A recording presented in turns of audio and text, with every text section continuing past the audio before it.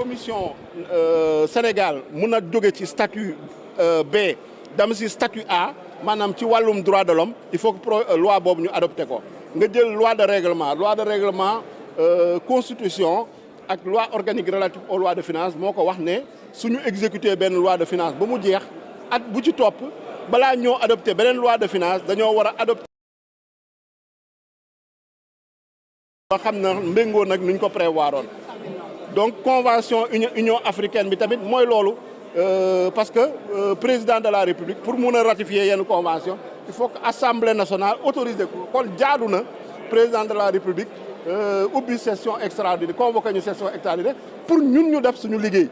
donc suñu liggéey mooy voter ay loi suñu jébbalee ay loi nag dañ ko war a saytu pour mun ko voter maintenant lu si des mooy par rapport à la motion de censure loolu yaakaar naa ni yëfu tappale la yëfu caaxaan la parce que gouvernement boo xam ne dafa gu fi 5 mois président de la république teg ko ñu fal ko au premier tour gisuma ban légitimité politique nañu am ñoom pour naan dañuy motion de censure gouvernement boobu donc président de la république jël na ay responsabilités ñoo ngi koy rafetlu di ko ci féliciter di ko encourager ci lu mu nekk nii parce que assemblée nationale dafa war a liggéeyam nag mooy voter ay loi liggéeyam nekkul fii di caaxaan di politique politicienne di naan ay motion de censure à droite à gauche di bloquer naan dañuy jéem a bloquer dëkk bi parce que xam na ne mënuñ fi bloquer dara. voilà donc loolu perte de temps la donc ñun amuñu temps bu ñu perte sénégalais yi dañu bëgg a avancer dañu bëgg a jëm kanam seen façon opposition bi dañ ko war a bàyyi ñu def une opposition boo xam ne dañuy indi ay idées indi ay alternatives indi contradiction indi ay arguments loolu nañuy xaar ci opposition mais xaar ñu ci opposition parce que ñoom seen biir sax d'accord ñu woon ci motion de censure parce que gis ngeen ko buñ ko annoncé ak bañ koy mettre en application dafa yéex trop parce que dañu amoon problème mu ay signature donc ñu xam ne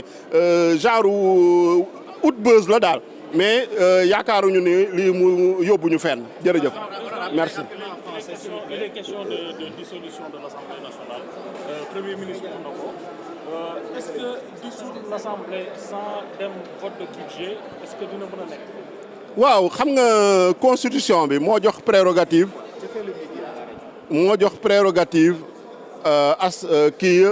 président de la République mu dissoudre Assemblée nationale c'est l'article 87 de la Constitution. Article 87 de la Constitution nag bu mu koy jox président de la République am na condition yu mu ci teg condition bu mu ci teg mooy président dafa war a jël décret mais décret boobu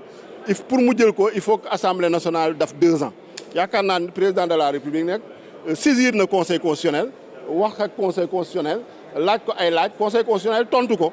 donc conseil constitutionnel lu mu ko tontu xam naa ni lépp loo xam ne tey su président dissoudroon conséquences yu ci mën a am yaakaar naa ne conseil constitutionnel ak président de la République waxtaan nañ ci ba conséquences yooyu état bu responsable nañu yor état boo xam ne day anticiper état boo xam ne day prévenir yaakaar naa ne loolu quand même mun nañ def confiance au président de la République Bassirou Diomaye Faye sur question budgétaire yooyu naka la koy gérer incha allah. Voilà, vous me permettez très rapidement un résumé en français. Une troisième session extraordinaire de laps de temps. En tout cas, certains langues parlent un peu d'un simulacre pour éviter au moins à la motion de censure de pouvoir prospérer. Laquelle motion a été donc votée par les députés de Benno. Bon, on ne peut pas parler de quelque chose d'exceptionnel dans la mesure où l'année dernière,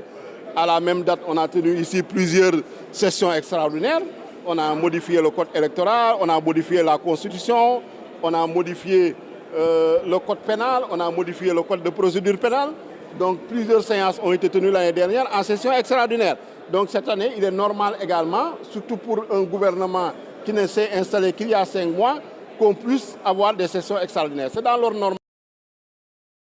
Nous avions convoqué une session extraordinaire à l'époque pour examiner le règlement intérieur de l'Assemblée nationale. Donc ce qui est le plus important, c'est de voir qu'est-ce qui est dans l'ordre du jour. Et ce qui est dans l'ordre du jour est extrêmement important. Ce sont des projets de loi qui ont été adoptés en Conseil des ministres depuis le régime du président Macky Sall et qui attendent depuis lors d'être adoptés, d'être votés par l'Assemblée nationale. Et il y a des secteurs qui sont concernés par ces projets de loi, qui sont intéressés par ces projets de loi et en tout cas, pour qu'ils puissent fonctionner normalement, ont besoin que ces projets de loi soient adoptés. Donc c'est pourquoi aussi bien le projet de loi de règlement, le projet de loi portant création de la Commission nationale des droits de l'homme, le projet de loi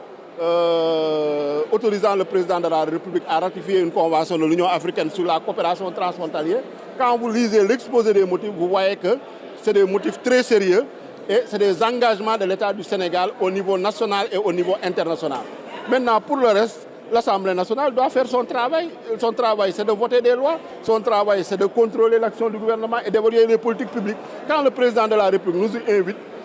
on ne peut que se féliciter. Et ça permet aussi de siffler la fin de la récréation, parce qu'on n'est pas également dans une cour de récréation où chaque matin on se lève, on agite une motion de censure, on bloque ici, on renvoie le débat d'orientation budgétaire en violant notre propre règlement intérieur. Donc nous félicitons vraiment le président de la République pour cette action, en tout cas pour ce décret opportun qui permet de recadrer en tout cas l'Assemblée nationale et de le mettre au travail, puisqu'on est payé pour voter des lois. Et en tout cas, c'est normal que le président de la République ait pris ce décret-là et nous convoque en session extraordinaire. Maintenant, le reste, effectivement, sur le plan politique, nous pouvons dire que cette motion de censure a été impertinente, inopportune et insensée. Dans la mesure déjà où ceux qui l'agitaient n'avaient même pas la majorité, l'assentiment de la majorité de leur groupe. Donc il y avait des dissensions au sein de leur groupe. Donc c'était juste un coup d'éclat politicien pour faire du buzz, pour faire en tout cas